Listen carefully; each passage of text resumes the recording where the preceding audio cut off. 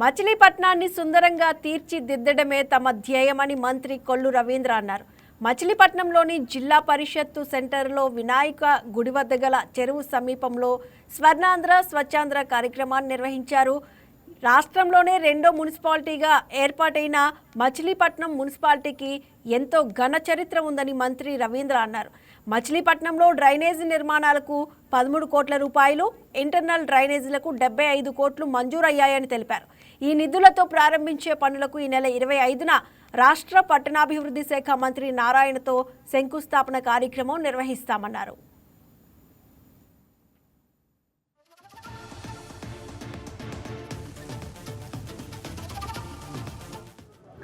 స్వచ్ఛాంధ్ర స్వర్ణాంధ్ర కార్యక్రమం ప్రతి నెల మూడో శనివారాన్ని ప్రతి ఒక్కరు కూడా భాగస్వాములు చేయాలనేది ముఖ్యమంత్రి గారి యొక్క ఆలోచన.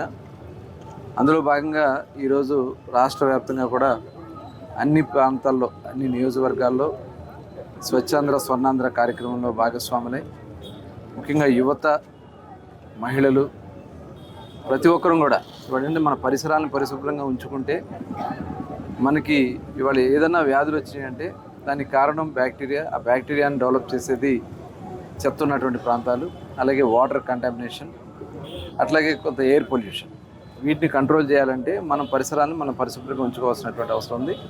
అందులో భాగంగా ఈరోజు మచిలీపట్నంలో ఈ కార్యక్రమాన్ని మున్సిపల్ కార్పొరేషన్ ఆధ్వర్యంలో ఏర్పాటు చేయడం జరిగింది. ఈ కార్యక్రమానికి గౌరవనీయులు రాష్ట్ర ఆర్టీసీ చైర్మన్ కొనకళ్ళ నారాయణరావు గారు, అలాగే జిల్లా కలెక్టర్ గారు, స్వచ్ఛాంధ్ర కార్పొరేషన్ డైరెక్టర్ గారు, చాలామంది నాయకులు అందరూ కూడా పాల్గొనడం జరిగింది, అధికారులు పాల్గొనడం జరిగింది. మచిలీపట్నం రెండో మున్సిపాలిటీగా ఉన్నటువంటి పరిస్థితి 1864లో మున్సిపాలిటీగా ఉంది. అప్పటి నుంచి కూడా సరైనటువంటి మెయింటెనెన్స్ లేక అటు డ్రైనేజ్ సిస్టంలో కానీ, చెత్తను మెయింటైన్ చేసేలో కానీ చాలా కొన్ని ఇబ్బందులు ఉన్నాయి. ఇవాళ అవన్నీ కూడా అధిగమించడానికి ప్రభుత్వం అన్ని చర్యలు తీసుకుంటున్నాం. కొన్ని ఏదైతే మనకు వచ్చినటువంటి నిధుల నుంచి కూడా ఇవాళ డ్రైనేజీ వ్యవస్థ కోసం 13 కోట్ల రూపాయలు తీసుకొచ్చాం. అలాగే మరొక 75 కోట్ల రూపాయలు ఇంటర్నల్ డ్రైన్స్ కూడా ఏర్పాటు చేయడానికి తీసుకొచ్చాం.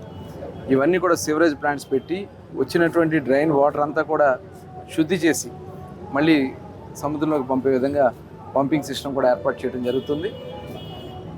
అలాగే మనకున్నటువంటి చెరువు ఇక్కడ జిల్లా పరిషత్ సెంటర్లో ఒక చెరువు ఉంది. దాన్ని కూడా బ్యూటిఫికేషన్ చేయడానికి 2,70,00,000 రూపాయలతో ఆ బ్యూటిఫికేషన్ కూడా ఏర్పాటు చేయడం జరుగుతుంది. ఈ రకంగా అన్ని ప్రాంతాల్లో కూడా మనం ప్రతి ఇంటి ముందు కూడా మరి తడి చెత్త, పొడి చెత్త డివైడ్ చేయడానికి కూడా ఏర్పాట్లు చేసుకోవడం జరిగింది. గత ప్రభుత్వం చాలా నిర్లక్ష్యం చేసింది. దాని కారణంగా మచిలీపట్నంలోనే దగ్గర 1,00,000 టన్నుల పైనే చెత్త పేరుకుపోయి దుర్గంధం, మసి, పొగ అంతా కూడా చాలా అప్రశుద్ధంగా ఉంటే ఆనాడు చంద్రబాబు నాయుడు గారు వచ్చిన సందర్భంలో దాన్ని క్లీన్ చేస్తాం. ఒక నెల రోజుల్లో మొత్తం కూడా క్లీన్ అయ్యి దాన్ని కూడా ఒక పార్క్ లాగా డెవలప్ చేయడం జరుగుతుంది. ఇదే కాకుండా ఒక 13 ఎకరాలు కూడా కేటాయించాం. స్వచ్ఛాంధ్ర కార్పొరేషన్ నుంచి ఒక 8 కోట్ల రూపాయలు కూడా 8.5 కోట్ల రూపాయలు వాళ్ళు ఇవ్వడం జరిగింది. అక్కడే సెగ్రిగేషన్ చేయడం కానీ మొత్తం ప్రాసెసింగ్ అంతా చేసి ఏర్పాటు చేయడానికి కూడా కార్యక్రమాలు చేస్తూ ఉన్నాం.